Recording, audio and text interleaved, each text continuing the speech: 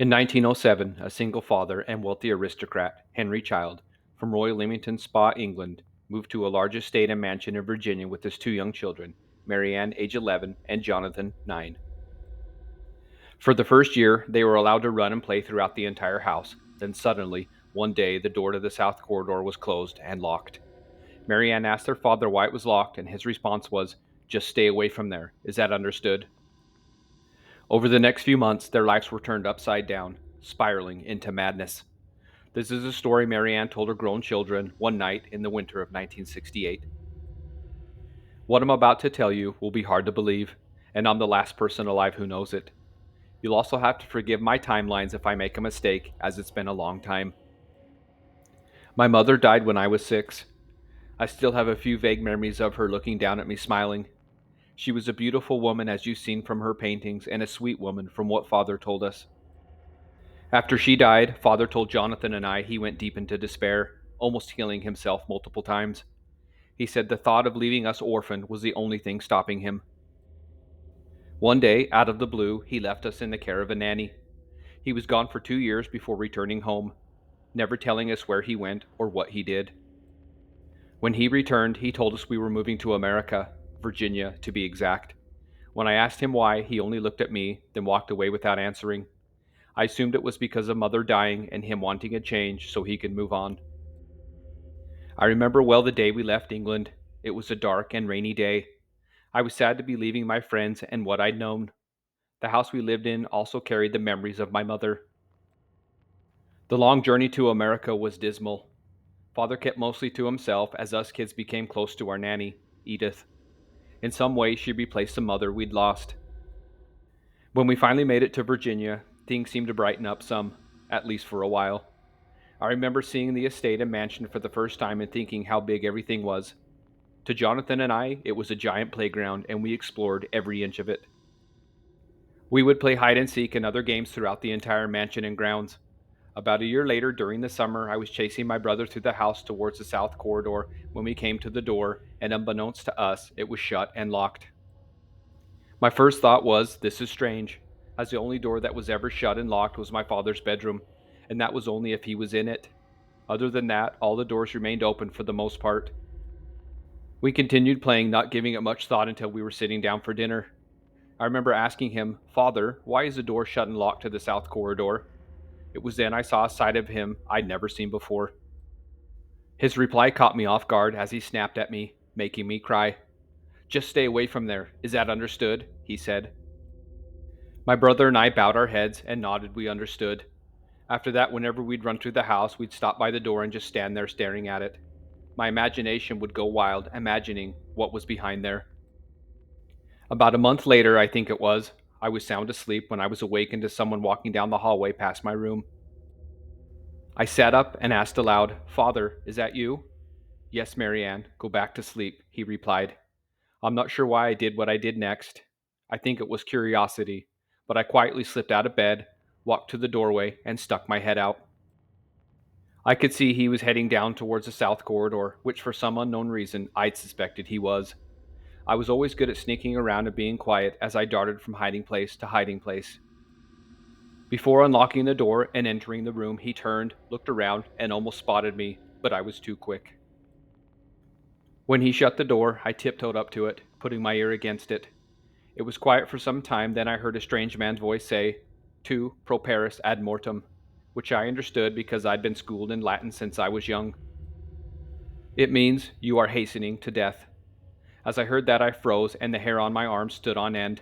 I thought, who is that? It doesn't sound like my father. I wasn't sure what to do, so I ran back to bed as quietly as I could. When I jumped in, I hid under my blanket, laying there paralyzed with fear, not sleeping a wink that night. Father wasn't at breakfast the following morning, and Edith seemed to be troubled by something. I asked her what was wrong. She only smiled as she gave me a hug and said, "Nothing, my sweet child." That day, as we played, I purposely stayed away from the south corridor. Around noon, my father emerged from his room, yelled at us to be quiet, then went back in and closed the door. I remember looking at his face and thinking something was different with him now. Little did I know I'd be seeing less of him with each passing day. Also, from time to time, I would catch a glimpse of Edith sliding notes under his bedroom door. I never asked her about it, but later figured out what she was doing. A couple of days later, around the same time as a few nights before, I again heard my father emerge from his bedroom and head swiftly towards the south corridor. This time, though, I waited until I heard the door shut and lock before going into the hallway and up to the door. When I made it there was a long silence, then what sounded like struggling and mumbling. I then heard my father say, Beati estis, tu properis ad mortem, which means, Blessed are ye, you are hastening to death.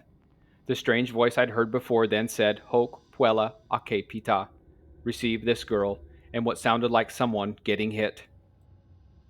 Right after that, I heard the sound of footsteps on the hardwood floor coming towards the door.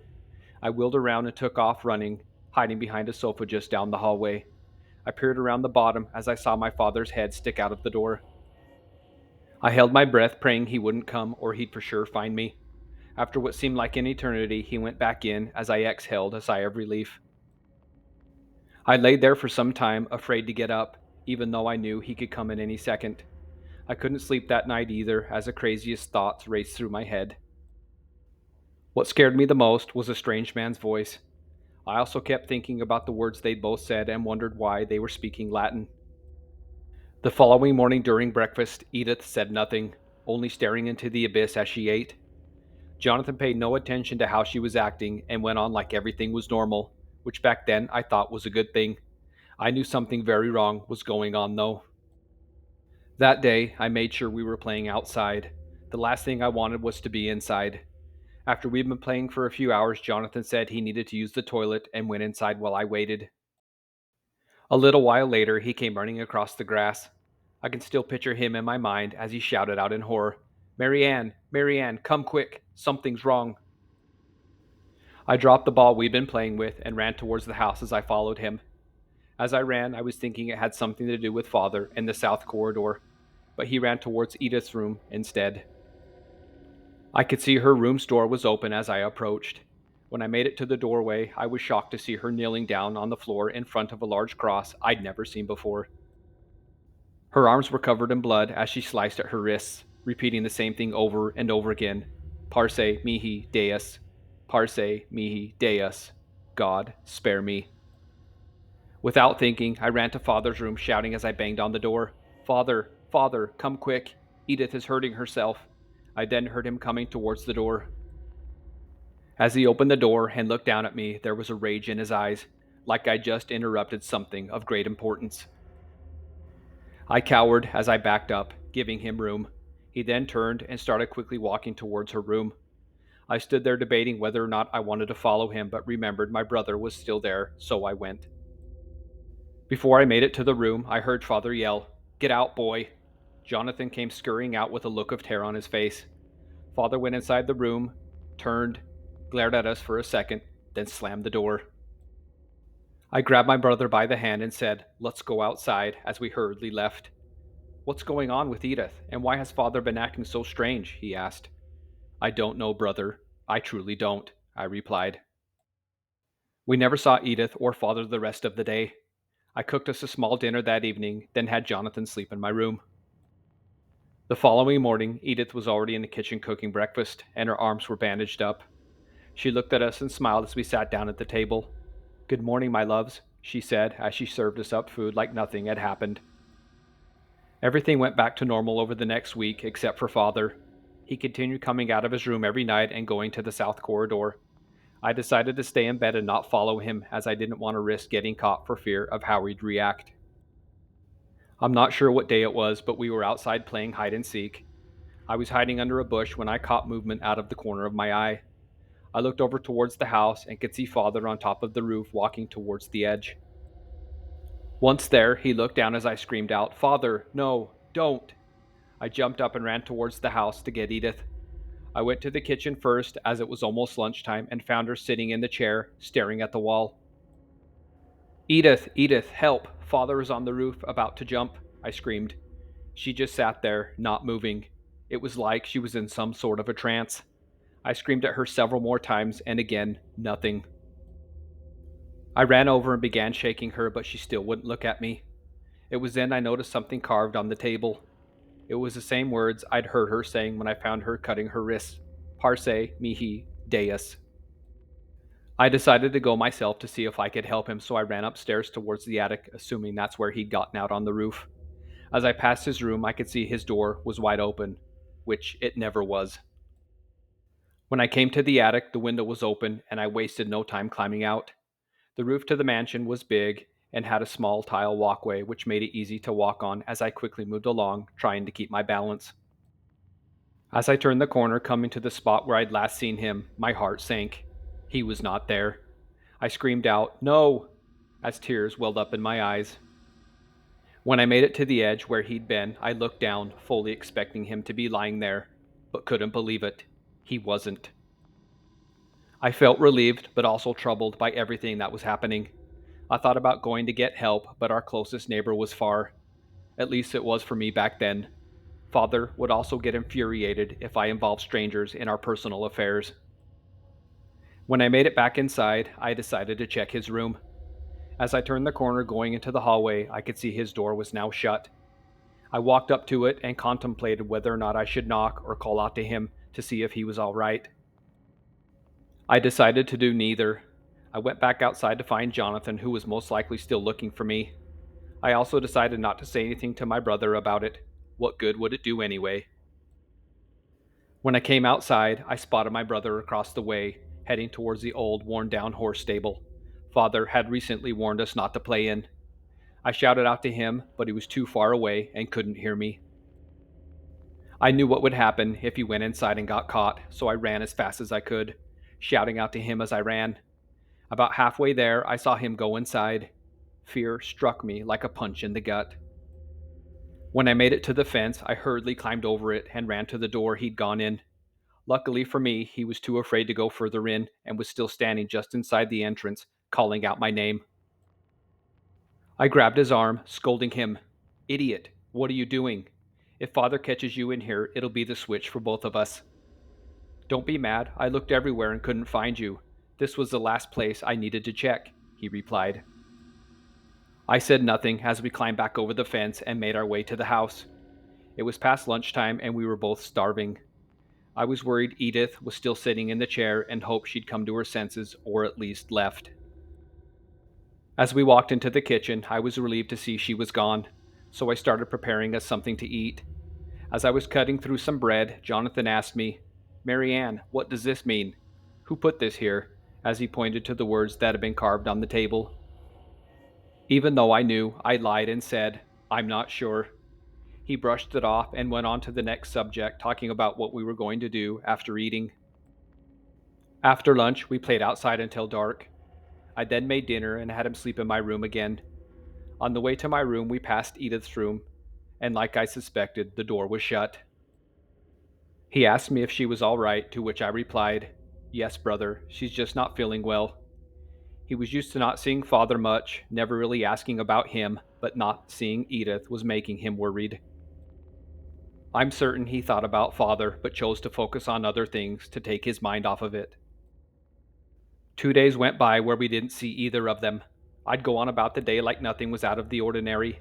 I'd make us food, we'd play, take baths, then go to bed. On the third day, when I woke up and went to use the toilet, I noticed both their doors were wide open and thought they must be eating breakfast. I went and woke up my brother for breakfast, who was still asleep in my bed. When we made it to the kitchen, I was surprised to see neither of them were there, and it was exactly how I'd left it the night before. I figured they were both in the south corridor, and I wasn't about to go bother them. I didn't voice my concerns and went on about making breakfast. The rest of the day was like the previous ones. We played, ate, then went to bed when it got dark. The entire day, I wondered what they could possibly be doing, and it terrified me. I made the decision if we didn't see them the following day, we'd walk to the nearest neighbor's house and ask for help. That night, as I was sleeping, I was awakened to the sound of someone walking down the hallway. I sat up in bed trembling, almost calling out to see if it was Father, but was too afraid. When I heard the south corridor door being unlocked and opened, I figured it must be him, so I slipped out of bed, being careful not to wake Jonathan, and headed down the hallway. As I got within a few feet, I could see the door was slightly open. I reached out to grab it so I could slowly open it when I pulled my arm back. I was torn whether or not I should go in or leave well enough alone and just go back to bed. In my mind, I've never been brave, but for some reason I grabbed the door and began slowly opening it. The corridor was not long before it opened into a large room. As I crept along, I saw a candle on the floor in front of me on the far side of the room. When I reached the corner that would take me into the entire room, I stopped and took a deep breath before proceeding. As I took a step forward, I whispered to myself, "It's all right, Marianne." What I saw as I turned the corner has tormented me every day of my life. My father was standing there, but next to him was a bald man wearing a black robe with a sideways cross on it, holding a book. What I saw on the ground, though, took my breath away as I gasped for air. On the ground were the bodies of two women. One was the naked body of Edith. She had been cut open from her groin all the way up to her chest. The other body looked old and shriveled, but the dress she was wearing looked very familiar to me. I was about to run out of the room when the shriveled old body sat up and turned to look at me. It was then I recognized who it was. It was my dead mother. I shrieked and turned to run when the bald man dropped the book and started coming towards me. My father shouted out, "Alistair, no!" I could hear his footsteps on the hardwood floor coming towards me as I ran through the corridor, past the door, slamming it behind me. I then ran to my room to grab Jonathan. When I made it to my bed, I grabbed him by the arm, literally pulling him off the bed, screaming, "Let's go, now, we're in danger." He said something, but I don't remember what. I was too scared and focused on getting out of the house. We didn't look behind us as we ran down the hallway that led to the backyard. We flung the doors open, ran to the road, then down to our closest neighbor, which was at least a mile away. When we came to their house, we screamed as we pounded on the door until they let us in. I told them everything that happened. The father of the house then hastily left to go fetch the police. I never saw my father again. We later found out the notes Edith was slipping under my father's door was her helping him with whatever he was doing, but then ultimately becoming a victim herself. Several hours after Marianne and Jonathan left their house, the police arrived. They did a search of the entire premises, but never found the father, Henry Child, the man named Alistair, or the dead body of their mother. They did find Edith in the room. Her heart had been removed. What was more disturbing was what they found in the horse barn. Inside were the bodies of 6 women. Each one had been crucified on the wall, and their hearts had been removed as well. Since Marianne and Jonathan had no family to speak of in America, the neighbors they'd ran to for help took them in and raised them. The horse barn was torn down, and the house was cleaned up and sold the following year. For more scary horror stories, please subscribe.